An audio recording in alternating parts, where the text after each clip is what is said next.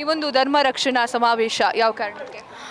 ತಮ್ಮೆಲ್ಲರಿಗೂ ಗೊತ್ತೇ ಇರಬಹುದು, ಇಡೀ ರಾಜ್ಯಕ್ಕೆ ಗೊತ್ತಾಗಿದೆ ಯಾವ ಥರ ಒಬ್ಬ ಅಜ್ಜಿಯನ್ನು ಇಟ್ಕೊಂಡು ಒಂದು ಕ್ರಿಯೇಟ್ ಮಾಡಿ ಒಬ್ಬ ಯೂಟ್ಯೂಬರ್ನಿಂದ ಹಿಡಿದು ಒಬ್ಬ ಜಿಹಾದಿಯಿಂದ ಶುರುವಾದ ಸ್ಟೋರಿ ಇವತ್ತು ಇಡೀ ವಿಶ್ವದಲ್ಲಿ ನಮ್ಮ ಹಿಂದೂ ಧರ್ಮದ ಧಾರ್ಮಿಕ ಭಾವನೆಯ ವಿರುದ್ಧ, ಅಂದರೆ ಯಾವ ಥರ ಧಾರ್ಮಿಕ ಭಾವನೆಗೆ ನೋವುಂಟು ಮಾಡಿದ್ದಾರೆ, ಇದ್ರ ವಿರುದ್ಧ ನಾವಿವತ್ತು ಎಲ್ಲರೂ ಸೇರಿದ್ದೇವೆ. ಇವತ್ತು ನಾವು ರಾಜ್ಯ ಸರ್ಕಾರಕ್ಕೆ ಆಗ್ರಹವನ್ನು ಮಾಡ್ತಾ ಇದ್ದೇವೆ, ಕೂಡಲೇ ಸಮೀರನ್ನು ಬಂಧಿಸಬೇಕು.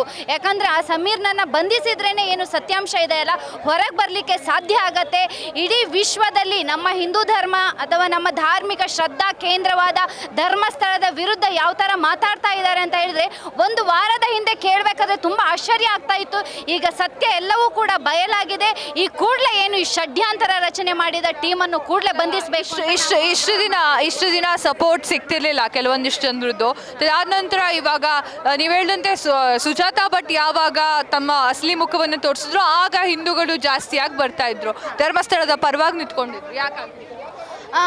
ಯಾಕಂತ ಹೇಳಿದ್ರೆ ಯಾವ ಥರ ಷಡ್ಯಂತರ ಮಾಡಿದ್ರು ಅಂದರೆ ಯಾಕಂದರೆ ಒಬ್ಬ ವಯಸ್ಸಾದ ಅಜ್ಜಿ ಯಾವ ಥರ ಭಾವನಾತ್ಮಕವಾಗಿ ಎಲ್ಲ ಹಿಂದೂ ಸಮುದಾಯವನ್ನು ಅವರು ಎಮೋಷ್ನಲಲ್ಲಿ ಇದನ್ನ ಮಾಡಲಿಕ್ಕೆ ನೋಡಿದ್ರು. ಅಂದರೆ ಇದ್ರ ಹಿಂದೆ ದೊಡ್ಡ ಷಡ್ಯಂತರ ಇತ್ತು. ಈ ಸತ್ಯ ಹೊರಗೆ ಬಂದಾಗ ಎಲ್ಲರೂ ಕೂಡ ಹಿಂದೂಗಳು ಸಿಡಿದೆದ್ದಿದ್ದಾರೆ.